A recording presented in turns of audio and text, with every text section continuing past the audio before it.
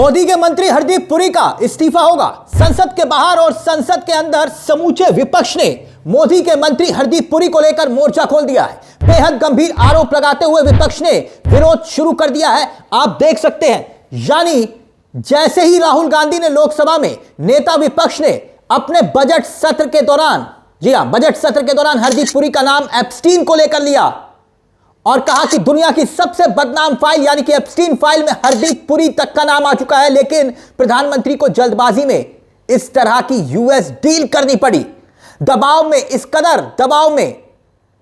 और यहां पर दबाव यह कि हरदीप पुरी तक को प्रेस कॉन्फ्रेंस करनी पड़ी। मगर सवाल यह कि ब्रिटेन के साथ साथ यूरोप के कई देशों में इस्तीफे हुए, धड़ाधड़ इस्तीफे हुए, मगर भारत में क्यों नहीं? और इन्हीं सब सवालों को लेकर विपक्ष ने संसद में मोर्चा खोल दिया है। संसद के बाहर समूचे विपक्ष ने हरदीप पुरी के इस्तीफे की मांग को लेकर मोदी सरकार की नैतिकता पर सवाल उठा दिए हैं। देखिए जरा।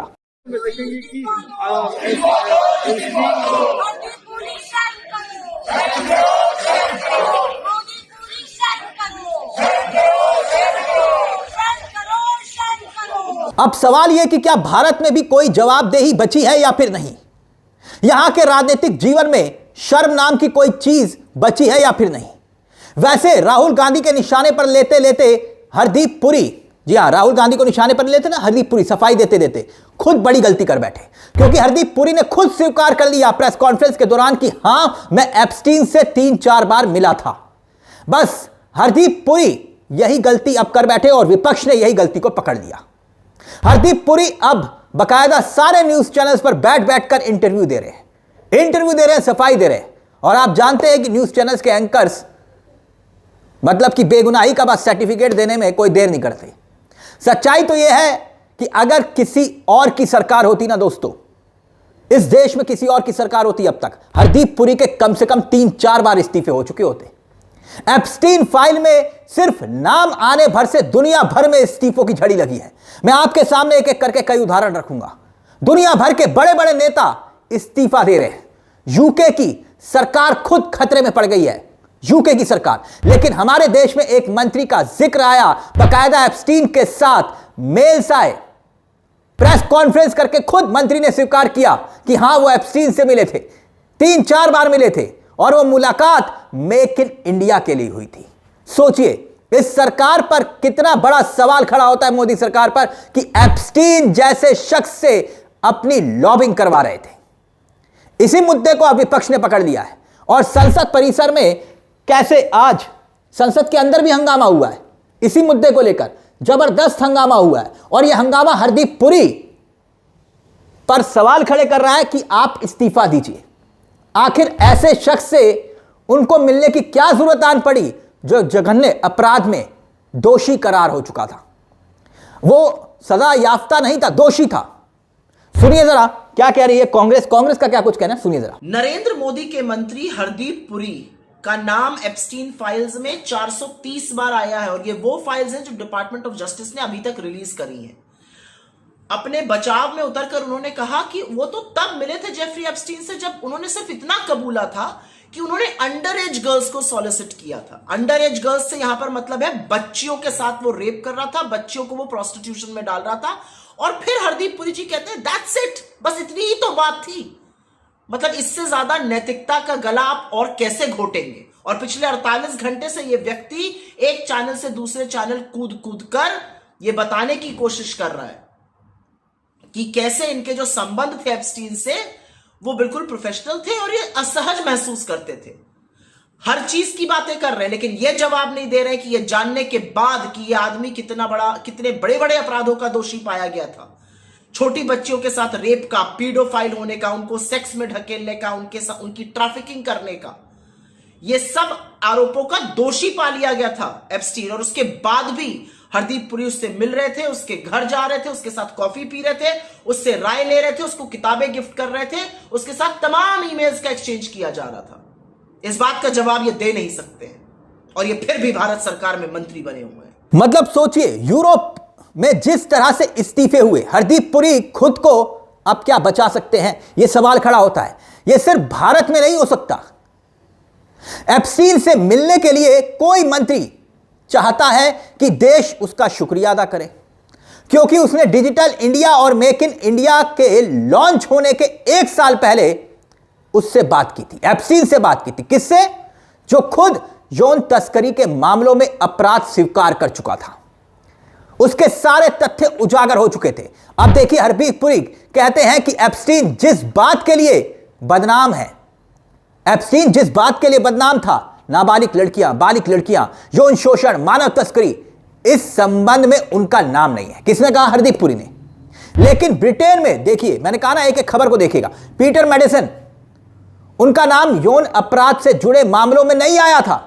उन पर इतना ही आरोप था कि वो एप्स्टीन के करीबी दोस्त थे। एप्स्टीन के अपराध सामने आने के बाद भी उनके साथ दोस्ती बनाए रखी। मेडिसन की कुछ तस्वीरें भी सामने आई, लेकिन उनके द्वारा किसी तरह के अपराध की अभी पुष्टि नहीं हुई थी।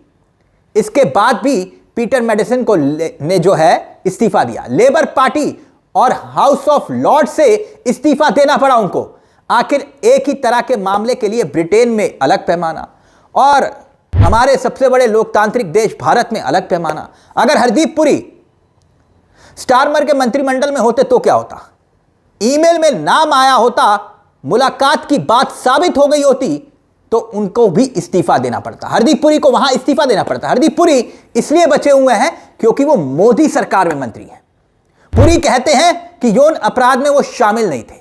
मेडिसन भी एप्स्टीन के यौन अपराध में शामिल नहीं था, लेकिन एप्स्टीन से संबंध की खबर आते ही इस्तीफा देना पड़ा। यह भारत में ही हो सकता है कि केंद्रीय मंत्री सब कुछ स्वीकार कर रहे हैं, मोदी के मंत्री स्वीकार कर रहे हैं, एप्स्टीन से मुलाकात की बात हो रही है, डिनर की बात हो रही है, लेकिन इस्तीफा नहीं हो रहा। अब देखिए, आम आदमी पार्टी ने बकायदा हरदीप पुरी पर सवाल उठाते हुए क्या कुछ कहा। आम आदमी पार्टी का बयान देखिए आपकी स्क्रीन पर। अनुराग डांडा है, पार्टी के प्रवक्ता है। उन्होंने कहा कि मोदी के मंत्री हरदीप पुरी और एप्स्टीन के बीच में गहरी दोस्ती थी। एप्स्टीन जिस समय बुलाता था, हरदीप पुरी मिलने पहुंच जाते थे।